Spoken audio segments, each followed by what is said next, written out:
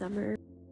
So last summer, my son started to lose a lot of weight and he was getting taller. So we're like, he's just stretching. He seemed like the same regular kid he always has been, but more tired. His appetite had changed a little bit, but it didn't seem worrisome because he seemed okay. But one day he just started throwing up, and so we were like, he has a stomach bug. I just had him rest and drink lots of fluids, but he wouldn't stop throwing up.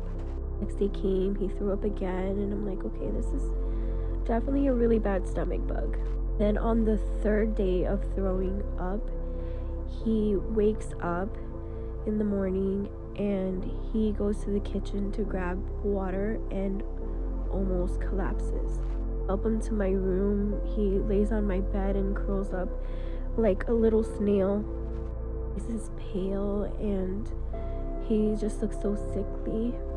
So I rushed him to the emergency room, and right away they knew what was wrong with him. They ran blood work and he was so thirsty. His mouth was dry and crusty, and they wouldn't allow him to drink any water. And then they told me, your son's diabetic. And I said, what? There's no way. They're like, yes, your son is type 1 diabetic. Is there anyone in your family that's diabetic? Because type 1 diabetes runs in the family. And so I was like, no, there's no type 1 diabetics in my family. But I was sure they were wrong. I was sure of it.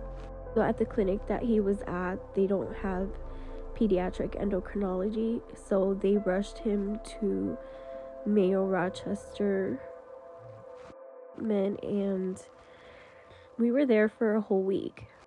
My son's also autistic, so that has been the biggest change in his life, but he has never once complained. Just went from a normal kid eating whatever he wanted to watching what he eats and counting carbs and getting injections and then getting a pump and then wearing a CGM monitor.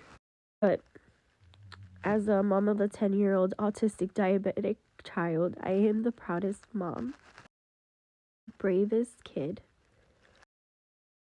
So got diagnosed with diabetes type 1.